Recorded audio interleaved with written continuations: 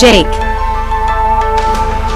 I do not mean to be obtrusive or argumentative, but I have done a fair bit of research on mediums, and it just leaves me a little bit confused at how one's grandparents, or even great-grandparents, can come through the mediums if reincarnation was a natural process that we all succumb to in our spiritual journey in and between life.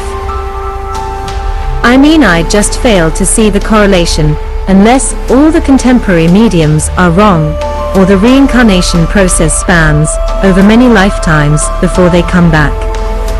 Greg spoke out. Sorry to cut in, and I will shut up and let you talk in a bit. But I heard of James Van Praagh, who was a famous medium, in one of his popular books proclaim that he had a boy come through in one of his sittings and the boy was angry. Because because he was now dead, drug dealer and friend had killed him and stole his watch, because he owed him some money and he wanted the medium to tell his family that he did not commit suicide, that his friend and drug dealer had killed him with his father's gun. He had taken it from a drawer to protect himself from the drug dealer, but the dealer had wrestled with him and he got hold of the gun and shot the deceased boy in the head, and it looked like suicide because he was high on drugs, or he had drugs in his system when it happened. I am not quite sure what the medium did with this information, for it has been some time since I read it, but I do know that the deceased boy even gave the dealer's name and address. Wait. It is coming back to me. I have a vague memory of the police getting involved and them getting a search warrant of the dealer's premises, and they found a false wall in the dealer's garage, and behind it they found the watch, some heroin, some other drugs and some money. So this was used in evidence, and the dealer, having heard how they got the evidence leading up to the raid, confessed all, and was sentenced to imprisonment for the rest of his life in a state penitentiary. After that, I should think that the dead boy could be at peace knowing that the parents and the police knew the truth of the situation. However, Sally Morgan, who is also a medium, believes in predestined deaths. Basically, when it is your time to die, it is your time to die, whether it is by natural causes, accident, or suicide. Personally, I believe that we have many destinies, and that they are each activated by our choices and actions that we choose or make. She goes on to write that if we die as a victim of a murder, that we do not wish to seek revenge once we are on the other side of the veil. She writes that we are happy, and that because of this that we do not seek retribution. She writes that the crossing is like leaving a B&B for the Ritz, and that because of this we do not simply care about our murderers anymore. Even though she had a persistent spirit that came through to her in one of her shows to tell the audience that he had been murdered. She did not want to reveal it at first in case she had got it wrong, and she did not want to shock the audience for no reason, or get it wrong and get laughed at.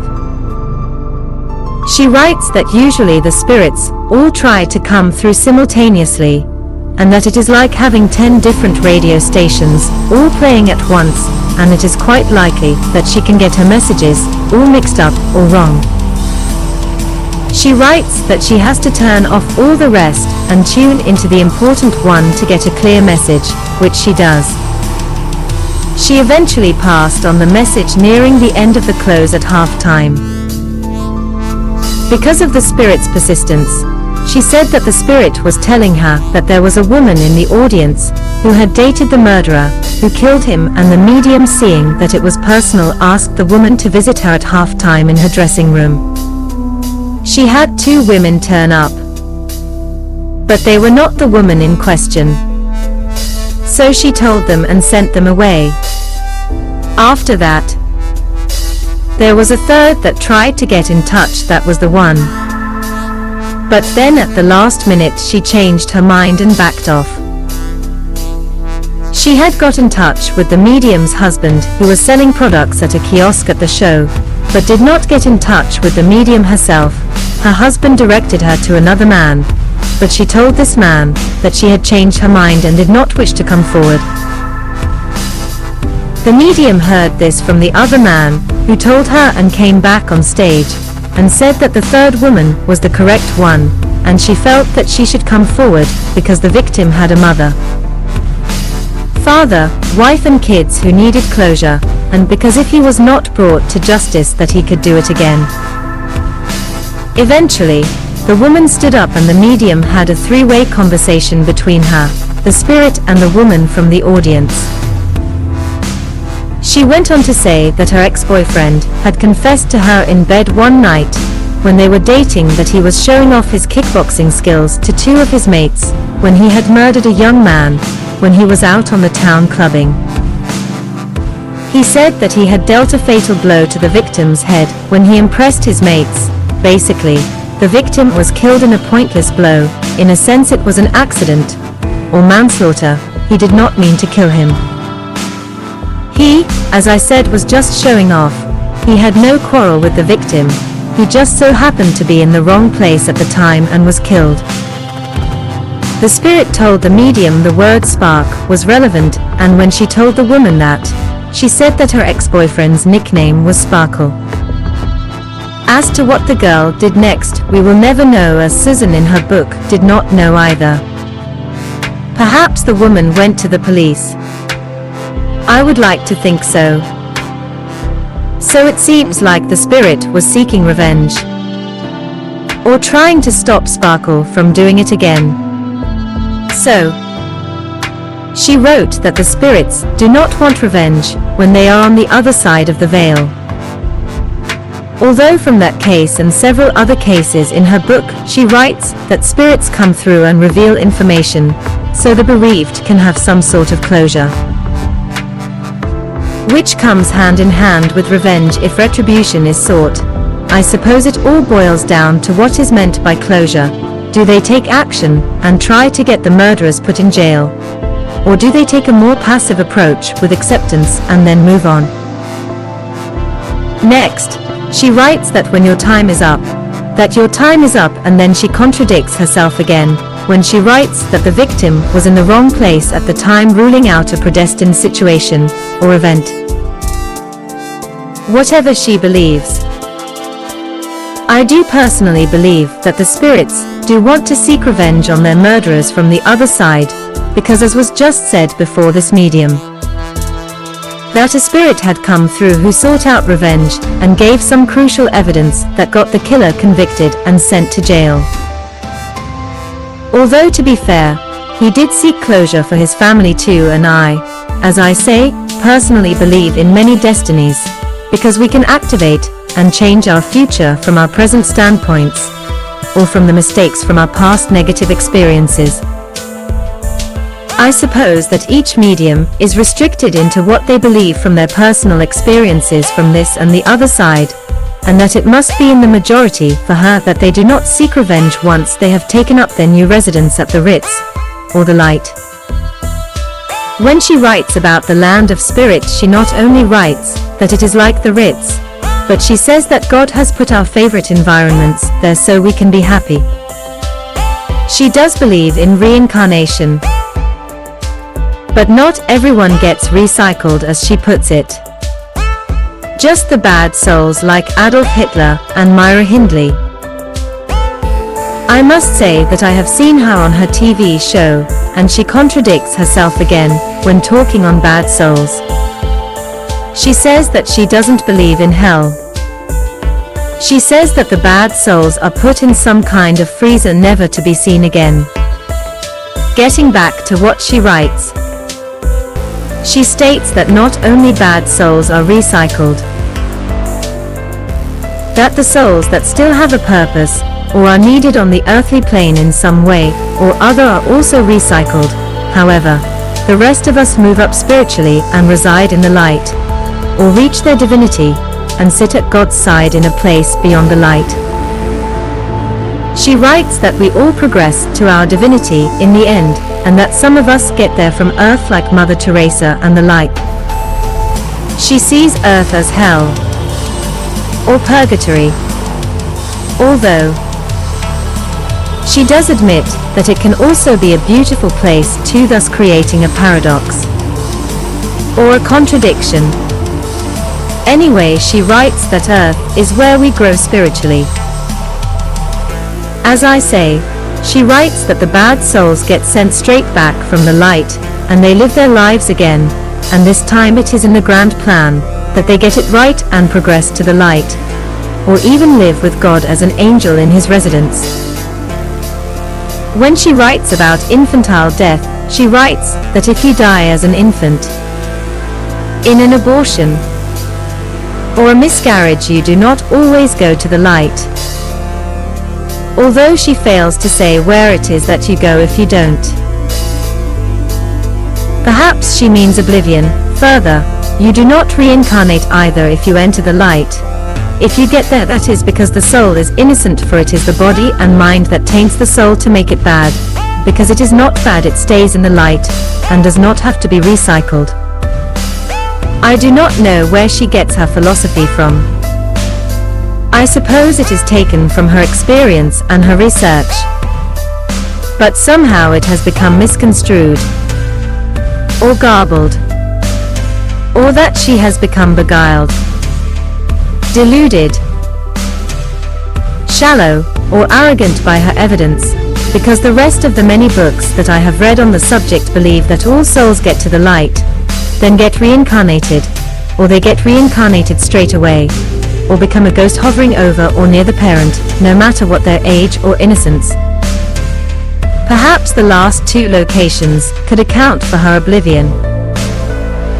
There is no doubt that she is seeing spirits, because she goes on to prove this time and time again throughout her books, shows and sittings, but her philosophy is somewhere off of the mark, or is left to be desired when dealing with life, afterlife and reincarnation. Okay, thanks for that, and I do seem to recall reading about the upset spirit that came through the medium somewhere too. However, getting back to my point, I have found wisdom in my simple observations of the mediums, the sitters, and that what is suggested with spirit in these unions. All of them seem to point in the same direction, and it is with all relationships, be it with yourself or others here on earth and even across the veil that separates us before and beyond death. Communication and connectivity are the cornerstones to all good relationship. If you don't have it, there is no harmony. He took a sip on his alcoholic punch that had been passed to him in one small gulp, put his glass down, and then carried on. Our lives here on earth are to improve and expand our soul as we transform them into pure spirit, and our bodies are just a shell, and the soul moves on to reunite and live with our lost loved ones after death. However, as I said, not all of them agree with each other when it comes to reincarnation, and some think like Greg that perhaps it is an act of free will and not mandatory to leave spirit to develop here on earth. Although they also do suggest that to come and develop here on earth in between spirit, that it is more of a challenge, and it speeds up the process. Getting back to the mediums, I must say that these mediums are real, for they not only tell the sitters the names of their deceased loved ones, what they looked like, why they crossed over, and what is plaguing their minds, but they show them their character traits as well. You know, like he or she is loud, stubborn, or warm and friendly, and these traits, which the sitters admits are true. The mediums state that along with that truth is the fact that they are seeing and hearing these spirit people right here, right now, and are not looking at or into a spiritual database. They are actually seeing these people in their subtle forms, or that they are being impressed in that moment into their minds, and the aforementioned traits are being displayed or activated in the characters of these discarnate living entities, or post-deceased and fully functioning spiritual relatives. He paused for dramatic effect, and then he carried on. God gave us creation and a spiritual responsibility. So do not think that you are alone, and that you have been abandoned, and that you and creation are soulless because of a few unforeseen dangers.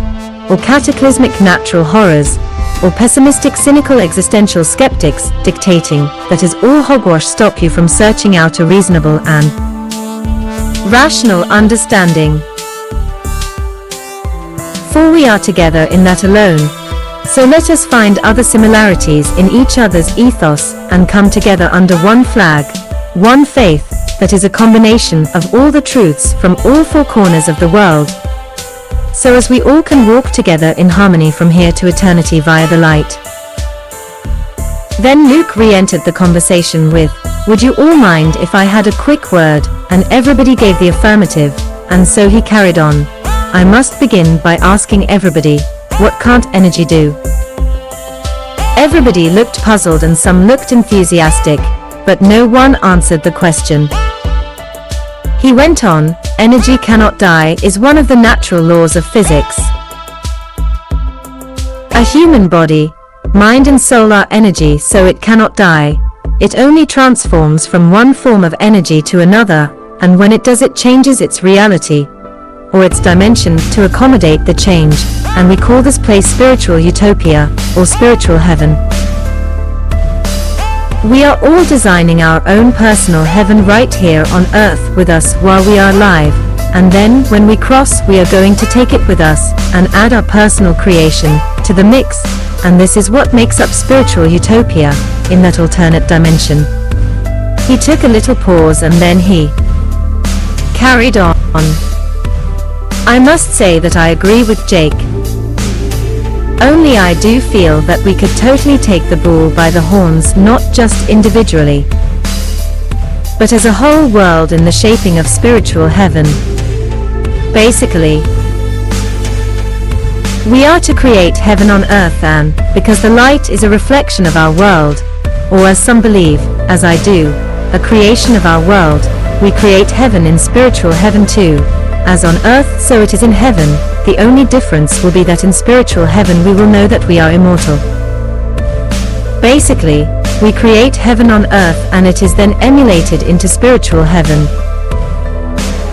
In a nutshell, we have two heavens, one where we think that we are mere mortals in harmony with our environments here on earth, and the other where we cross over, at our deaths, where we know that we are immortal spirits working side by side with our Creator. That is it. I am done. But before I cease, can I say that I would like to come back to your standard spiritual hypotheses, and I must add that karma is a bad choice of word, for so many people and religions have preconceived ideas and attachments to it.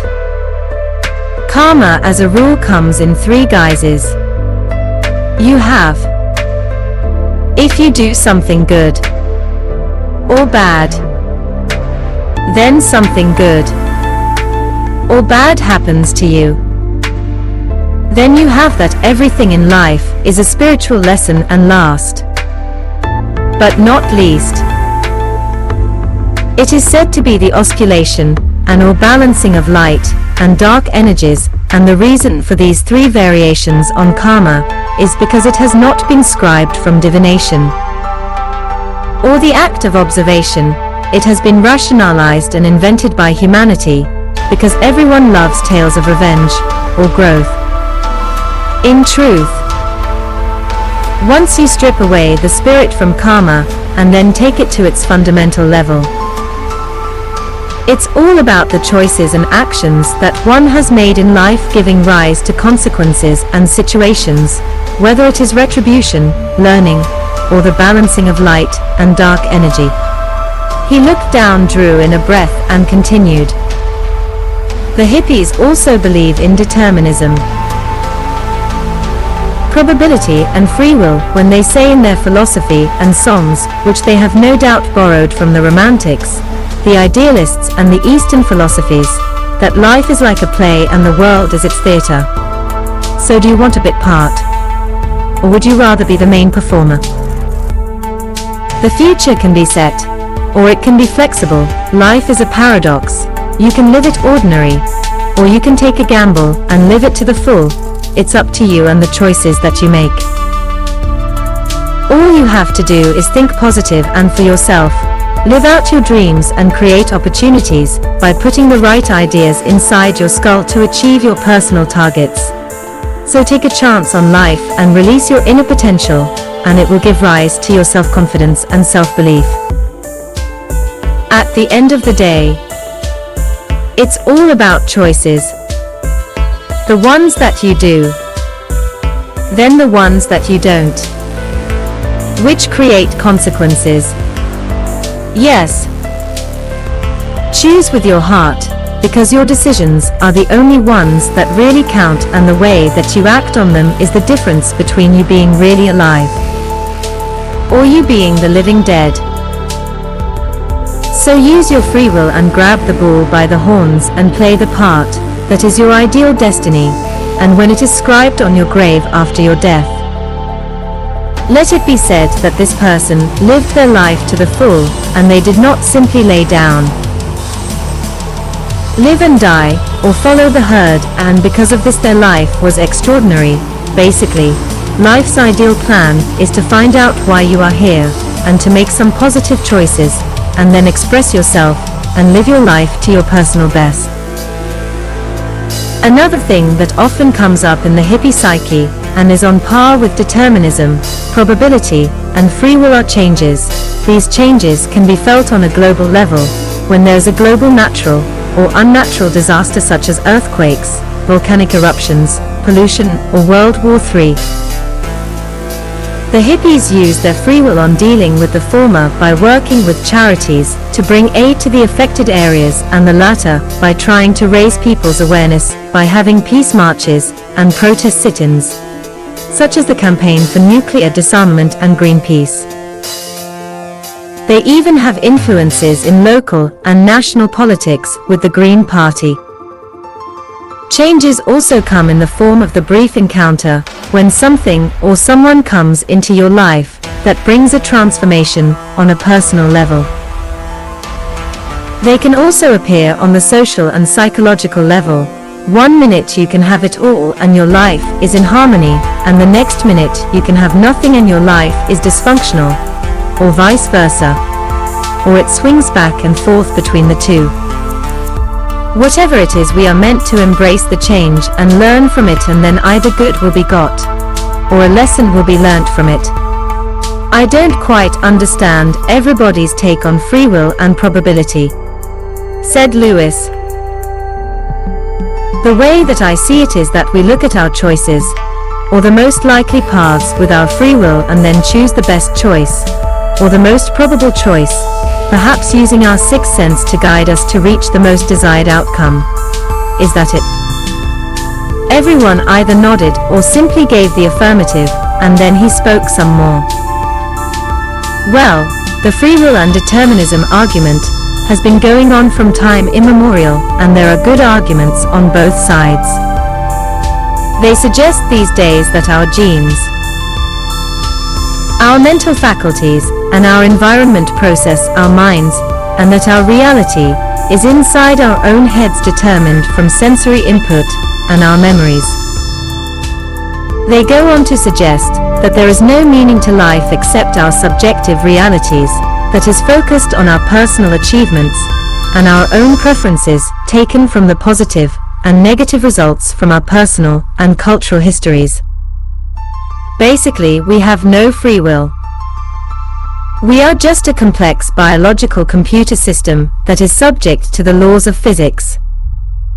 Further, with chaos theory, they simply state that we cannot predict the weather, for it is determined by sequential and simultaneous minor events influencing the weather that we have. A tiny beat of a butterfly's wings in Spain can influence the weather in America, causing a thunderstorm or rain. When using this as an analogy, they postulate that free will only seems to be real, whereas in reality, it is nothing other than a neural weather system, creating the illusion that we make our own choices, when in fact we do not. Let's take our eating habits for example. We tend to eat what is available, or in harmony with our generation, the seasons, or our environment, and the same can be said for all our so-called choices that we make, from the books that we read, to the music that we collect, or play, to the television, cinema, theater, sports or shows that we tend to watch, to our beliefs, be it religion, spirit, science, or philosophy, in the guise of atheism, rationalism, skepticism or agnosticism, all the way to our social choices, politics, status or our ambitions, on through to our health and fitness habits that we execute. Basically, most people live inside the box and are like chemical robots that are determined by outside influences, genetics and conditioning that spark off subjective reactions, habits and disciplines, not choices. So there is no free will, just cause and effect. They all looked to Josh as he began to speak. I personally think that we do have free will, and that if one wants to be successful, it's like that of a team sports game. Because as we gather and learn our talents, techniques and tactics combined with our speed, strength, stamina and agility plus our instincts, perseverance, luck, our power, courage and enthusiasm, plus our accuracy, clinical and prolific mind-body control, and last, but not least, our quality, desire, motivation, and anticipation, we learn to take control of ourselves for the game. Then we compete and play as a team and gain experience as we score points, or goals. We also suffer, or learn, from the consequences of our decisions and the reactions of our actions that we make that coincide within the boundaries and the rules of the sport. And just like life, we have all these properties, yet there's also an element of chance, and we often take a stab in the dark, or make an irrational choice, or something out of the blue happens that totally changes the direction or momentum of the game. Then June spoke as she said, "It is quite often said that life is all about swings and roundabouts, and this is true. But it is also climbing frames, obstacle courses, seesaws, slides, paddling pools and sandpits, and let us not forget that when the playing is done, that we settle down with our parents and rest in the grass and bathe in the sun as we consume the food and beverages." Then Charlie spoke. She said, "It could also be seen as a computer game, which is an allusion to life, where we are born into the world and we have to learn how to gain mental and social equilibrium to survive, and to make a profit out of our existence, and to refine love." Ironically, it's not that dissimilar to what is actually taking place for most people. In the game we want food, clothes and shelter, and to do this we need to get a job in order to acquire the money to pay for it. In the job, we will be part of a team as we use our talents and skills to work within the regulations of our workplace. When we are not at work, we are the homemakers, and an ideal stereotypical heterosexual homemaker has a home, a partner, and eventually, when the time is right, and to complete the home, some kids. In other gender roles, such as the LGBTQ community, the home and its needs may vary. Outside of both the workplace and the home, we have a collection of like-minded friends, associates, activities, and hobbies to make our lives more complete. As with the workplace, there are rules that are set in place to give order from chaos. As we go up the levels, there are more choices, opportunities, and variables, giving a little more to the mix, plus serendipity and synchronicity add a more spiritual flavor. Life can be cozy, fun and all in order, or it can be dysfunctional, chaotic and random, and let's not forget that we don't jump up the levels, or we lose if we do not keep up with or follow the rules of the game. Everyone agreed with the last three analogies, although seemingly diverse to each other, would explain a lot about life, or fit a life's plan if one was sought. I have been reading a Ghostbuster, come medium lately. I have read 6 of his books and they are all fantastic. The one that really hits home is the book on angels and intuitions. I know that Brandon has already talked about angels, but I feel as if I can add more light to the subject with my personal tales too. Before I stop talking, I must say that there is another medium come Ghostbuster that I have read that I feel is worthy of a mention, because it resonates with what Jerry said about suicide victims and where they end up. She says that in her psychic development class, she was told that suicides all go to a place in between our dimension and the other side, called limbo. However, she says with her experience, she finds this to be false. She says that they can all go to heaven. Only some of them choose not to because they do not feel worthy, or they are afraid that God might punish them for taking their lives. So they just find somewhere in our dimension to reside and they become stuck until, if they are lucky, a Ghostbuster is summoned to free them. Then Peter, who was looking very excited, had something to add. I was watching Paranormal Witness on Freeview the other day, and it was about a haunted ornate wooden box. That was about 2 feet cubed with 2 cupboard doors at the front, and when it was opened there was 2 drawers that pulled out so as you could store things on the inside. One on top, the other at the bottom. In a nutshell, it was like a small wardrobe with a couple of slide drawers at the bottom. Basically, everybody that owned it was attacked by the ghost that dwelled within, or had become attached to it. It attacked them in their sleep, giving them nightmares. It smashed light bulbs that were in its vicinity, and a whole lot of other demon-like events occurred around it. Even a dark, living ethereal mist or smoke came from it, and it looked like what one would expect a dark soul to look like if one were to see one. They eventually got some rabbi Ghostbusters in to exorcise it. When they did, they said that it was a demon from the lower planes of existence that was attached to it. Did anyone see it? A few people raised their hands and a few more voiced the affirmative, and then Peter carried on. Anyway, talking frankly, and I think it is the closest to what is actually taking place, with no disrespect to anyone else and their views, I think that we are on a human path of growth, change, self-discovery and understanding. Whether there are many paths, or a very complex one, I do not know. But what I do know is that you should always aim for what is a good all-round choice, or action for everyone concerned, and that will always be a plus. Although, I asked you to remove spirit from karma earlier. I am not an atheist, for I do believe in spirit, and on a spiritual level.